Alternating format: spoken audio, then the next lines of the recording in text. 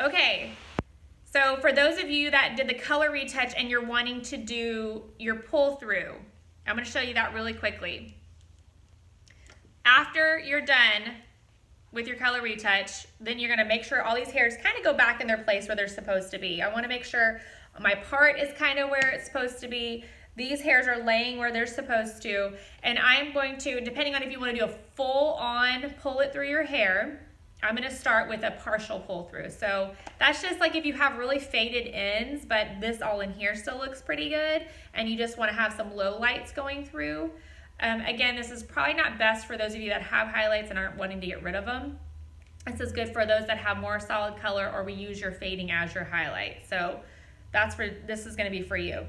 What I do is I start with this section right surrounding my part, and I'm going to kind of pull that all out of the way. It doesn't have to be super neat, but if you can get it neat with your brush, great. And my bangs are right there. And what I'm going to do is I just kind of, sometimes it'll stay with that color in there because it is kind of a clay texture, and sometimes it won't, but I clip that out of my way. And then if I have hair down through here that I want to kind of make sure it has some low lights to it, or sometimes some people just like to refresh just this bottom color and let the top stuff kind of lay over it to give it depth, you can do that too. But I'll literally just pick up pieces that I want to be low lighted, and I'll get some of my color, and I'm going to start pulling it through. Now, you have enough color in your kit for a retouch. If you got the retouch and pull through, or you got the double retouch, then you have enough. I would mix that second part. Get that mixed up if you have enough hair in there, and start mixing it up. But you might have some left over from your retouch to just start pulling through, especially if you just want to do a couple pieces. So just pick up your pieces that you want to see colored, but make sure that they're not too thick, because if you get them too thick and you don't pull it through correctly, especially because the color typically is thick, you're going to get some really fun, like miscolored pieces in there.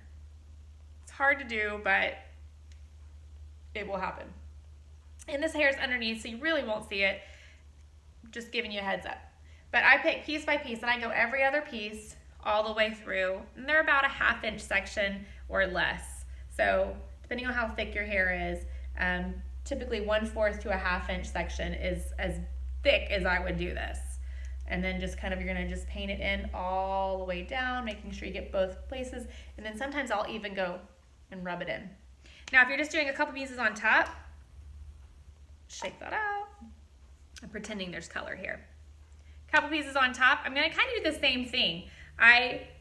Almost as if I would a highlight, I start in the back, and I'm gonna pull, I take the back of my comb, and I always this acts as my separator for me.